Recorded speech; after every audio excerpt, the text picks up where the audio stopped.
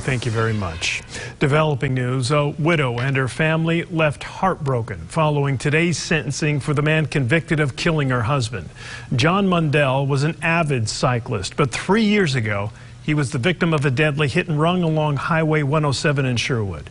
Our Samantha Boyd in court today. She joins us live in studio with reaction from Mundell's wife. Samantha. Kevin, this man, Cecil Farrell, will serve 10 years on both counts of negligent homicide and fleeing the scene. Those sentences are set to run concurrent. The judge said today Farrell even did everything he could to cover it up, including fleeing the scene and then selling his car before his arrest.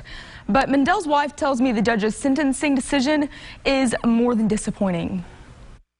I'm upset. I'm highly disappointed. The heartbreak for Kimberly Mundell, who became a widow 3 years ago, continues.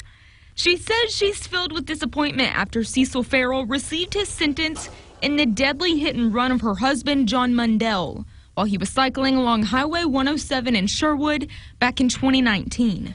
I wouldn't wish this on anybody. Farrell, convicted of negligent homicide and fleeing the scene, sentenced on Monday. 10 years on one charge and 10 on another that run at the same time. He gets credit for time served. Mundell spoke to Farrell directly in front of the courtroom before his sentencing, explaining all she'd lost in this tragedy and asking the judge to give Farrell the maximum sentence of 42 years.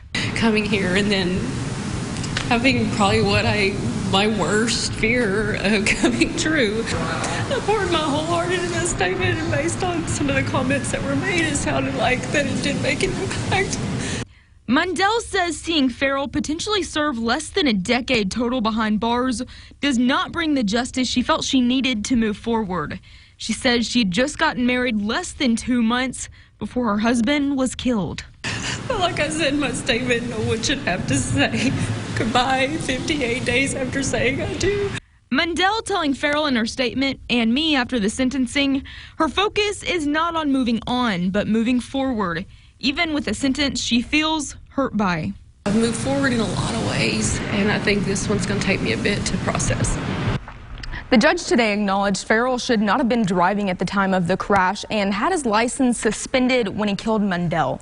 Kimberly says the judge's sentencing decision shocked her because of that, and now her fear is Farrell choosing to get back on the streets again and put lives at risk again once he's out.